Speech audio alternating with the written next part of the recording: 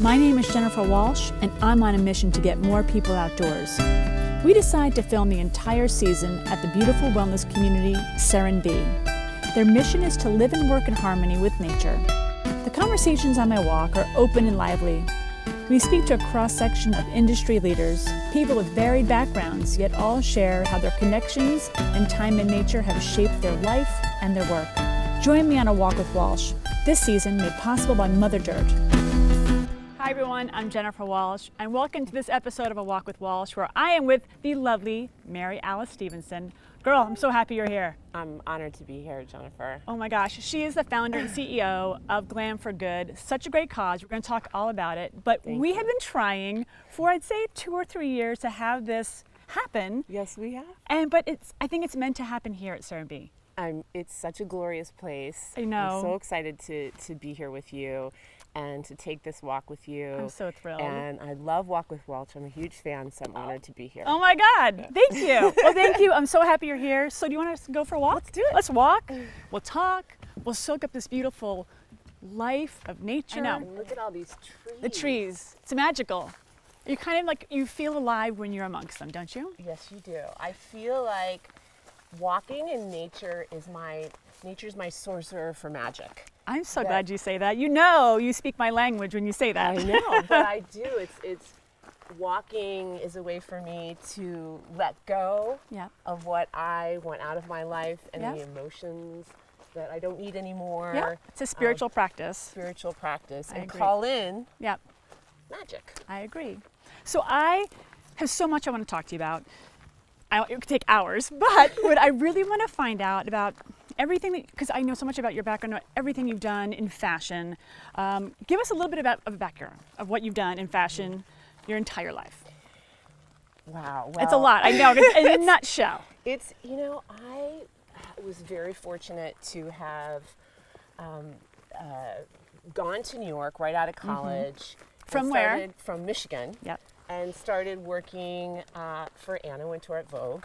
Sure. And that really set my journey as a magazine editor in the fashion business, creating and editing fashion spreads for magazines. Yep. From Vogue, I went to Allure. I became the fashion director of Marie Claire, the fashion director of Harper's Bazaar. All these dream jobs, right? You think. Dream jobs, yes. But so much hard work. Of course. Massive hard work. Massive hard work. And it was, I think as we're young, we go out into this world to just conquer and do all these incredible things, but we don't realize that every single moment in our career path leads to something else ultimately. I'm so glad you say that. All that I've done has helped me now launch Glam for Good, my foundation. What year did you found Glam for Good? Glam for Good was founded, it started as a grassroots movement in 2012 after Hurricane Sandy in the Rockaways. I remember. So on a little side note for everyone watching as well, we were both kind of doing the same thing at Hurricane Sandy out in the Rockaways. And I kept watching you doing the same thing. I'm like, I'm out here too. And you're like, I'm out here too. And I was watching you and I was so impressed with what you were doing to really just rally people to help and support and give. Well, I was impressed with what you were doing, and that's how we first came together. And I think in life, being aware of the helpers, seeing the good all around you, and being present, it helps you to connect with people, just like nature helps you to connect with yourself. You and I connected on that day. I just used my entire industry and career in fashion at that moment to try to help people, and that really started for me a new personal journey that I definitely feel was more purpose-driven for me. So after being in the fashion industry and styling and working with some of the biggest stars globally, with some of the biggest fashion brands, it felt somehow, as much as I loved it, as incredible as the industry is, there was lacking a sense of purpose and a soul for me. And so how I could use fashion to make a difference, to inspire, to honor, to empower was really the formation of Glam for Good, my foundation. And it's a great recipe. Like all of that's a great recipe to really lead, only not by what you're doing, but just show people that can be done.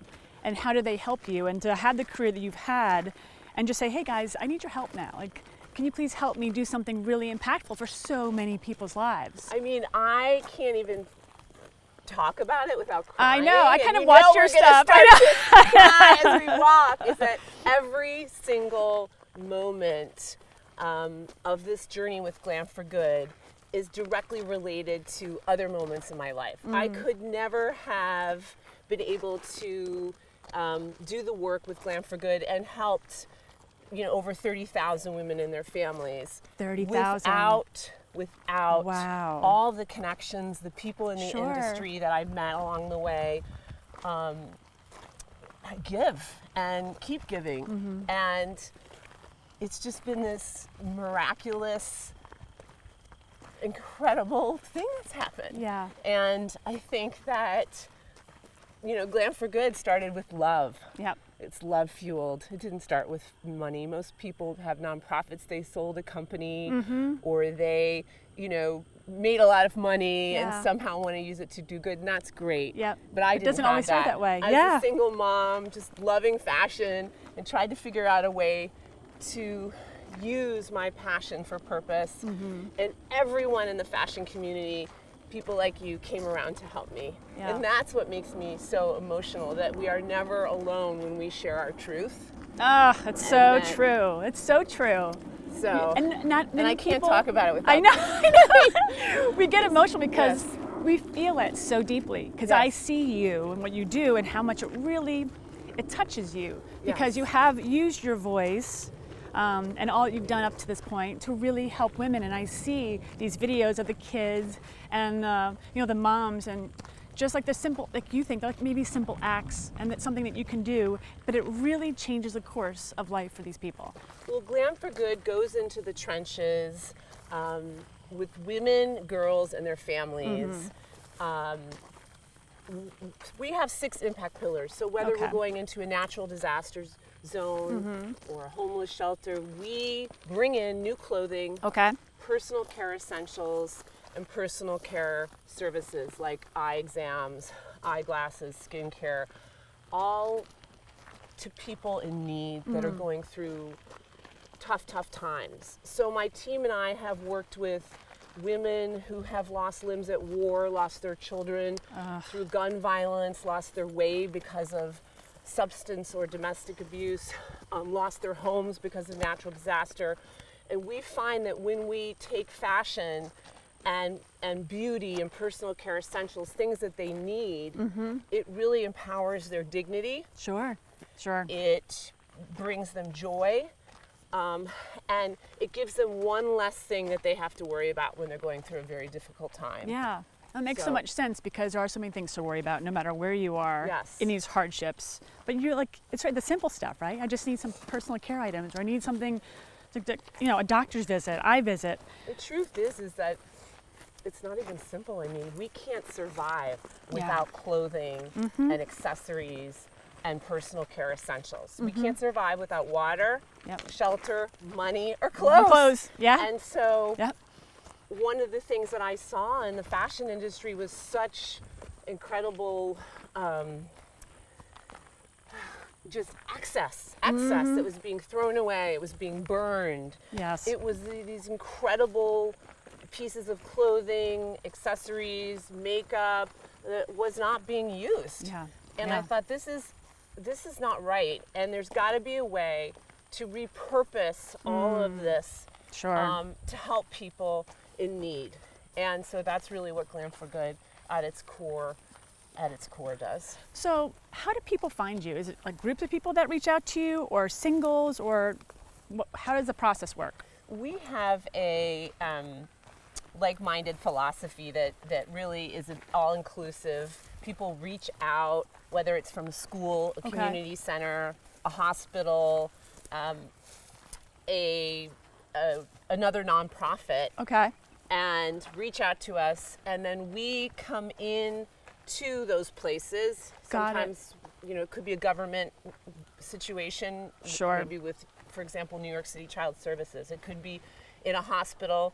It could be at a school that's underserved. And we create pop-ups. They're experiential pop-ups that give new clothing, all the accessories and personal care that people need in that situation. So we custom create our gives to get people what they need. We were just in Paradise, California with 300 teachers that had worked so hard to help the kids readjust after the campfire. But these teachers lost everything. So it was a new school year. So we were able to, we did a pop-up in the Paradise elementary school gym. How long was a pop-up? Was it a day or It a was few a day. days? Okay. And teachers from the community came in and got new clothing, shoes, products that they needed for self-care, underwear, bras, socks. A lot of times with natural disaster zones, we've seen it in Texas, Puerto Rico, Paradise. Yep. You know, people lose everything. Yeah. And so we really rebuild their wardrobes for them. That's fantastic. When we're in schools, these kids are graduating high school and they often need career wardrobes. They can't afford, you know, nicer clothes for school or college. So we'll bring in skirts and blazers and suits for the gentlemen and ties and nice shoes and things for kids in need. We really, it's just, it's an honor. I mean, I can't even, like, it's hard for me to talk about it. I just feel it's such an honor to do what I'm doing. I feel it's a gift to me. It's a gift to our community, our volunteers, our board, to be able to bring light to people going through difficult times. Feels to me that I feel so lucky to be here to be able to do this. I think it's a gift. It's such a gift. But how can people help you right now? Like, what is your greatest need for what you're doing and to impact more people? You know, I think that there's just, you know, in our own backyard here in the United States, we have done initiatives internationally, but here in the United States, there's a lot of suffering. I mean, everywhere. And I think whether someone is going through a health crisis, whether someone's going through a job crisis, whether they're going through a substance abuse crisis, whatever it is they're going through, you know, one thing you don't want people to lose when they're going through a tough time is dignity. Yeah, dignity and hope. And I think you give that to both of them. When I'm in these experiences, I never get emotional. I just feel joy. I feel so happy to be helping people. But when I talk about it, and I see how hard people fight to keep it together, to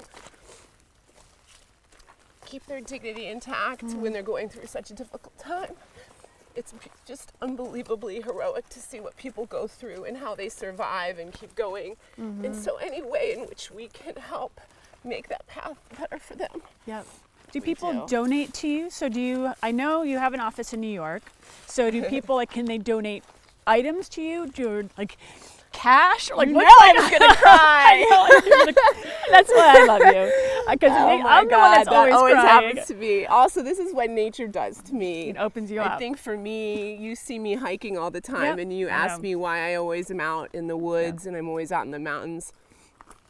I think there's these invisible lines that connect people, and it's important to let go of some of the pain that you felt when you're around suffering. And to let it go. And so nature always allows me to cleanse. And so that I can be grounded and rooted and keep going.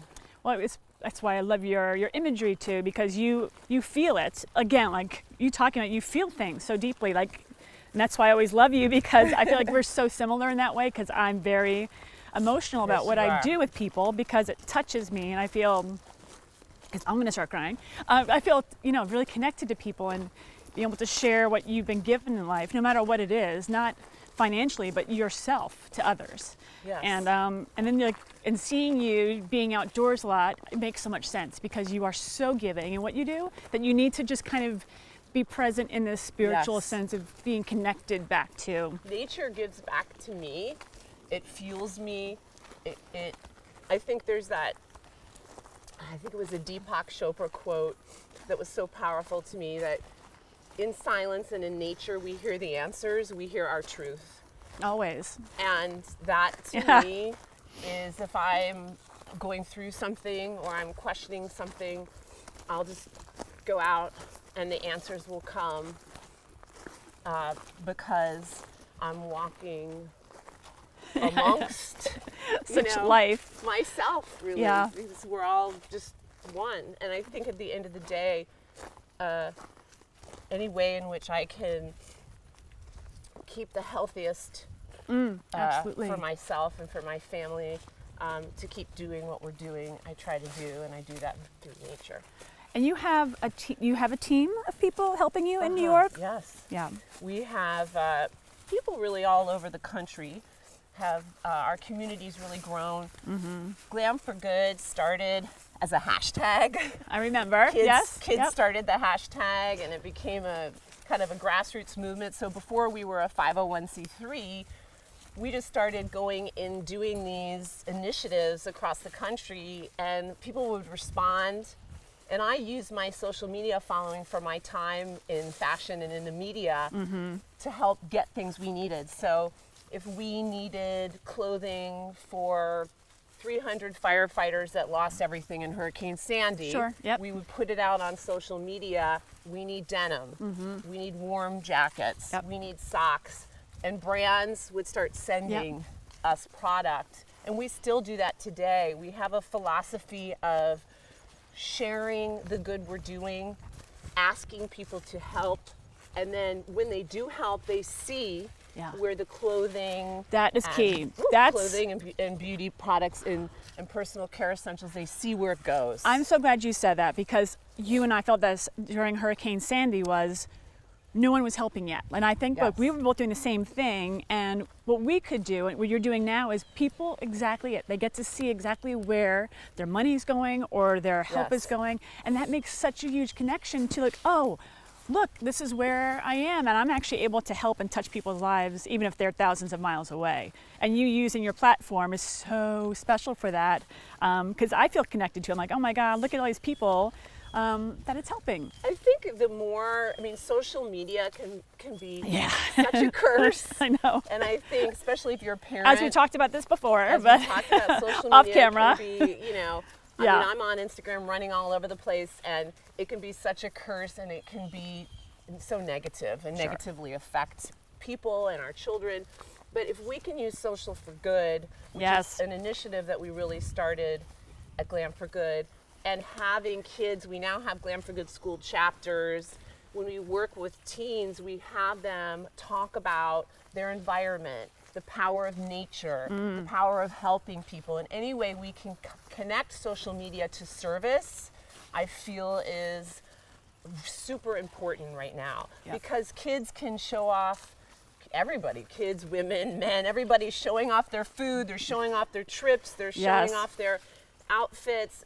We want them to show off good. And I think one of the things early on in my career I realized is that there was a time in my generation and below that doing good was a very quiet activity. Absolutely. People did not talk about how they helped other people because it wasn't good to do that. Well, I didn't have money to help other people, and I needed product, I needed support. So I started talking about how I was helping other people. And I think now with the millennials and Gen Z and younger, these kids show off everything. And if you can't ask people for help and tell people what you need, if you're not passionate about it, if you're not expressive about it, how can anybody help? How can anybody know? And so when I started helping, I think it gave permission to a lot of people in the fashion industry to do the same thing. Yeah, absolutely. And so I feel that now I want these kids to also be able to show that they're heroic in the services that they do, not because of what they're wearing, not because of how they look, not because of the filters they use. They're heroic because they're using their passion and their physical being and their heart to help others, and that's the ultimate form of style to me. I love that. So I know you're traveling a lot, Yeah. and I know you like to spend time outside. Do you bring your son to do things outside a lot? Or like, how do you integrate time outside with your son too? Because I know you guys are so active. You know, we moved outside of New York City to Westchester, and there's some beautiful woods, and amazing paths and trails to walk on, which has been incredible. And my son and I love to go on adventures, and whether we're biking, whether we're skiing, hiking, I take him, you know, a lot of places to get out in nature too. I think kids nowadays are so caught with their electronics, you know, and it's looking at the screens. So how do you kind of detox them from that, and to see the miracles around you in nature, to look up. Looking up is critical, I think, in life. I think that looking up and being in nature has taught me that in my career. If I hadn't connected and looked up and connected to people and seeing them and sharing with them, I would not have been able to create Glam for Good, because in connection comes support. Yes. And I think that we all look down, whether we're looking at our phone, whether we're looking down. And look up there. I know. Look up there. I know. Look at that. Look up. All the pine trees. Everywhere. Isn't it? I know. Come on. How glorious is this? It's kind of spectacular. Again, like, look at the pine trees that we're under right now. We didn't even know they were like right above us. They're beautiful. Stunning. They're really stunning. They're just reaching to the sun, to the light. Yep. I think that's a great analogy. Yep. Often when I'm in nature, I see these analogies to just life in general. Like, reach for the light. Oh, I love that, Mary Alice. Everything is growing, and then, you know, and also I also see analogies to the various recipients that we work with that are going through a hard time. Is that often things, you know, there's a process of degeneration, and you know, it's just like this. Yeah. Sometimes we're like this too. Yeah. You know, we are broken. We are dried up. We are brittle. Yeah. And we don't have any life left in us. And you know what? Then we just renew. Yeah. We regrow as people. And people that we've seen through Glam for Good go through the worst things in life. I'm sure. You know, still keep reaching for the light and keep growing. And I love the fact that you said it a few minutes ago. It's important that we're helping the people in America right now. And I know there's so much suffering around the world, but I think we can't heal the world if we don't start our own backyards. And I think that's so important that we just spend time in our country to really help one another. Like, we have to start here to really help bridge one another and help. And then make it stronger that way. I think that's what I realized when I was forming our mission, is that a lot of people told me to go to just go internationally, or to focus on one homelessness, or just natural disaster, or just domestic violence, and to really help and I realized, wait a second, any way in which I can use Glam for Good to honor, empower, inspire people, no matter what they're going through, was what I needed to do. And that in our backyard here, in all of our communities, there's people going through tough times. And that is, you know, your neighbor, you know. Yes. You, me, we all are going through tough times, and that you don't have to you just need support. And it's that, Mary Alice, I think that's the key, because I have felt it, and I have felt it myself, feeling very disconnected, even from my own, not community, but even like my own neighborhood. Yeah. It's different in New York City because we live in these silos of these buildings that are cold, because that's what they're supposed to be. They're built that way. And we kind of close ourselves off. If we do, it's hard. It's sometimes hard to, you know, find that community just to say, you know what, I'm going through a hard time. And people are just kind of afraid to even say anything. And I think it's important that we say, I'm feeling low, or I need help, or I'm going through, like, I lost my job. There's this thing that happens to people in life that they're some course in their life, they lose the ability to choose. If they are dealing with breast cancer, or any sort of illness, they did not choose that. If they're dealing with loss of their homes, loss of income, they probably did not choose that. If they've lost a child, if they've battling with substance abuse, they're probably not choosing that. When Glam for Good does these pop-ups and creates these environments for people that are going through a difficult thing, they walk in and they can choose.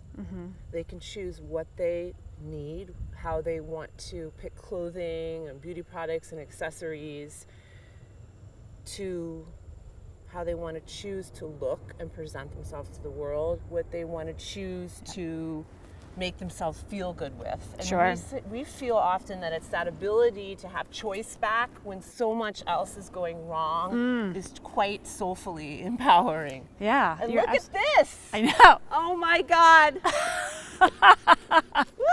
That's Mary Alice. That's it. That's it. That's life. Like, this is life. Like, you're enjoying the moment. And I think, why not? Right? Like, I know. I just want us to run around in this. We can run around. We can totally run around. I promise. Are you ready? We can run. Do we have to finish the interview? Let's go! See, this is what Serenbe makes you feel. Yeah! In nature, you feel free. See, I've been here for a few weeks, so, I get it. You can just spin like this, right? See? Right. Like this. Whatever. Exactly. Oh. I think that life dulls us. Life dulls us. If we let it. Right? That we all have an energetic connection to one another. To one another, to this earth. Yeah. And that life dulls that. And when you're in nature, you feel it again. I know. You feel rooted, you feel alive.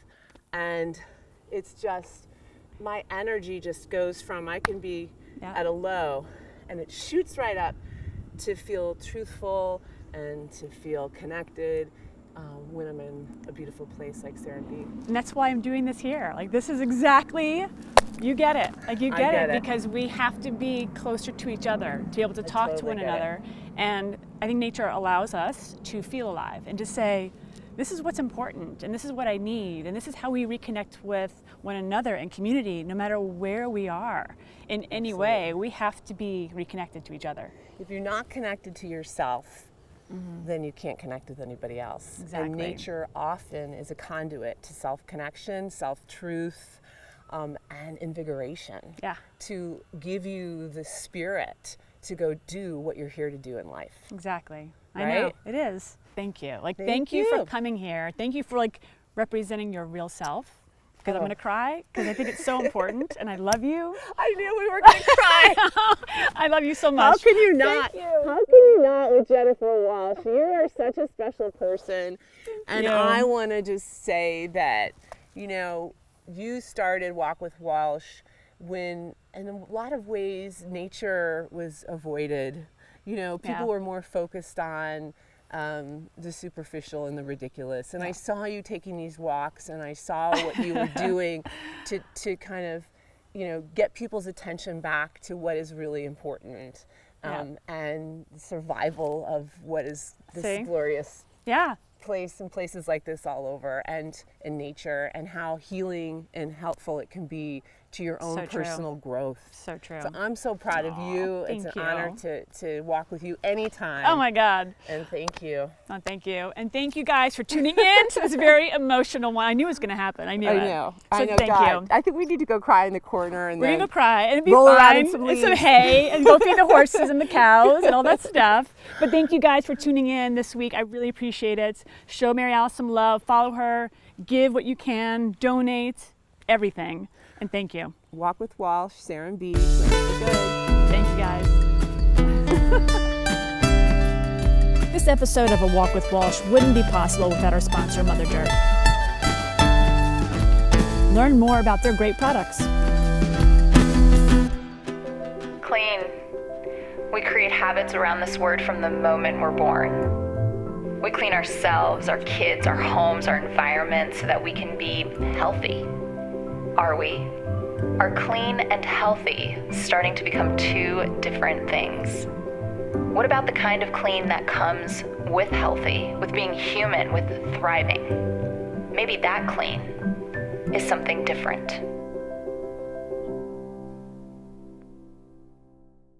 I want to thank our season partners, the Inn at Serenbe and Igni Productions.